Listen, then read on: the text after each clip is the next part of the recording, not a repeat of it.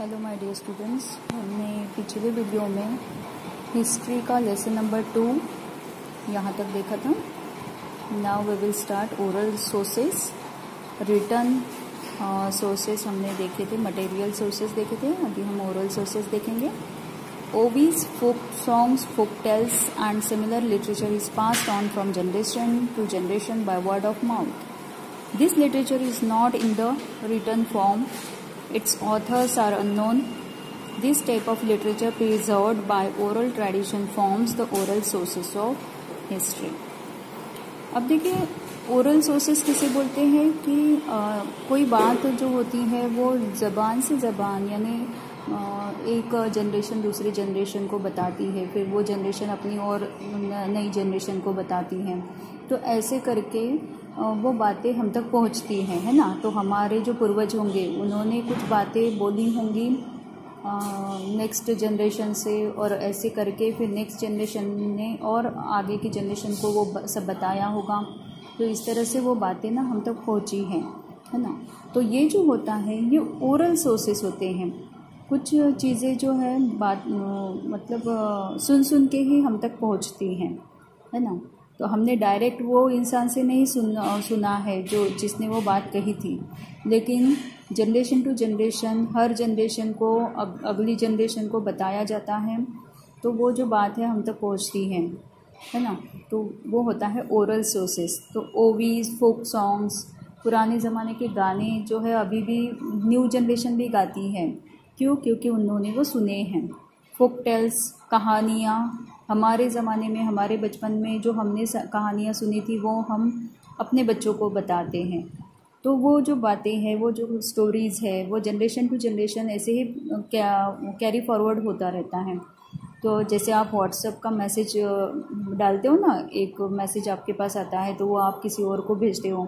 तो ऐसे ये जो बातें थी वो जनरेशन टू जनरेशन पास होती गई, और उन्हें ही हम बोलते हैं ओरल सोर्सेस। उनसे हमें पुराने ज़माने की बातें पता चलती हैं, इसीलिए उसे ओरल सोर्सेस बोला जाता है हिस्ट्री के। This literature is not in the written form. जो फोक टेल्स थे वो किसी ने लिख के नहीं रखी थी। हो सकता है कि किसी को वो दिमाग में आया नहीं होगा कि ये लिख कर रखना चाहिए। फोक सॉन्ग्स थे वो सिर्फ बोले जाते थे, लेकिन लिख कर किसी ने रखे नहीं। तो इसीलिए ये जो ओरल बातें हैं वो ओरल बातें ओरली ही पास होती गई और हमारी जनरेशन तक वो पहुंचती गई। Its authors are unknown. वो जिसने बनाया होगा वो स्टोरी, जिसने मतलब इमेजिन किया होगा या जिसका आइडिया होगा वो हमें पता नहीं है। This type of literature preserve by oral tradition forms. तो ये जो बातें हैं ये मुँह से बताई हुई बातें हैं, इसलिए उनको बोला जाता है ओरल सोर्सेस ऑफ हिस्ट्री। अब देखिए, यहाँ पे एक चार्ट बनाया गया है। इस चार्ट में sources of ancient Indian history, जो भी सोर्सेस हमने पढ़े हैं ना वो इस चार्ट में बताया गया है। उसको क्लासिफाई किया गया है material sources, written sources and oral sources. Material sources में क्या क्या आता है? आर्टिफैक्ट्स, रॉ आर्टिफैक्ट्स यानी जो आर्ट्स होते हैं, मतलब जो कला के थ्रू हम तक जो बातें पहुंची हैं।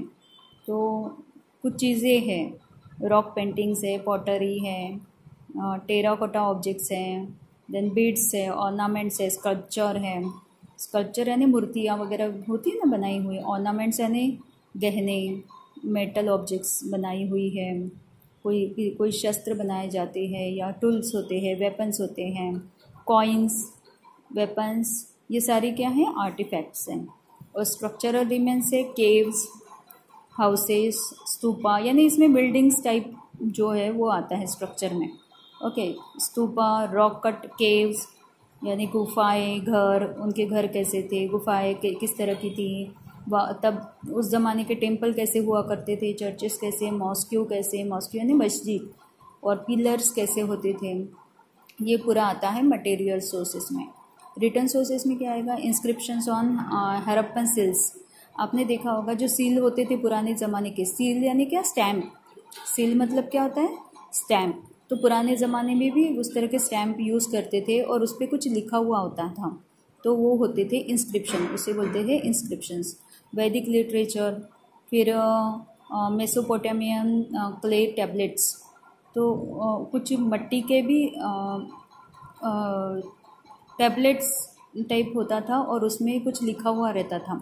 Manuscript copies of Mahabharata and Ramayana, आपने महाभारत रामायण सुना है, देखा है टीवी पर, है ना, और उसे लिखा हुआ भी है, तो रिटन सोर्स भी है मतलब उसका।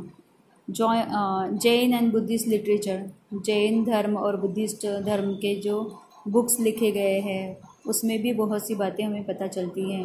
Writings of Greek historians, travel logs, travel करते करते लोग अपना एक्सपीरियंस लिखते हैं ट्रैवलिंग का, कहीं जाके आते हैं तो उस जगह के बारे में वो लिखते हैं, तो वो भी किताबें हैं। Books on grammar, Puranas and inscriptions, grammar की बुक्स, पुराण, इसके ऊपर लिखा हुआ होता था। ओरल सोर्सेस हमने देखा है, वैदिक, Buddhist and Jain literature of ancient India was preserve by oral tradition. अपने अपने धर्म के बारे में सब लोग अपने न्यू जनरेशन को बताते रहते हैं, है ना, कि हमारे घर में ऐसा होता है, हमारे धर्म में ये किया जाता है, वो किया जाता है। ये हर धर्म के लोग अपने अपने न्यू जनरेशन को बताते हैं, तो वो भी एक ओरल सोर्स है। It is now available in the written form. लेकिन अभी ये जो ओरल सोर्सेस, जो चीज़ें लिखी हुई नहीं थी, सिर्फ ओरली हमारे पास आ रही थी, वो आजकल मतलब रिटन में भी मिलने लगी है। Even so the oral tradition is still alive. When oral compositions are used for history writing, they are included in the oral sources. कुछ ओरल कंपोजिशंस जो हिस्ट्री में यूज़ किए गए हैं हिस्ट्री राइटिंग में, वो भी ओरल सोर्सेस में इंक्लूड किया गया है। Okay, sources of ancient Indian history. अब एंशंट इंडियन हिस्ट्री में के सोर्सेस कौन से थे? The ancient period of Indian history extends from the stone age to the 8th century CE। तो देखो, ये जो एंशंट पीरियड ऑफ हिस्ट्री है ना, इंडियन हिस्ट्री, ये कहाँ से कहाँ तक है? स्टोन एज से लेकर 8th सेंचुरी ऑफ CE यानी Christian era.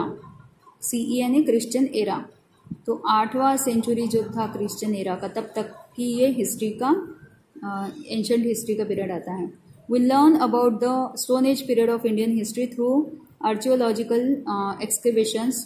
Since script had not developed at that time, no written sources are available. उस ज़माने में कोई भी रिटन सोर्स अवेलेबल नहीं था। उस ज़माने में पढ़ना लिखना किसी को आता नहीं था, या कोई वर्णमाला उनके पास नहीं थी और जिसके ज़रिए वो लिख के रखे सब।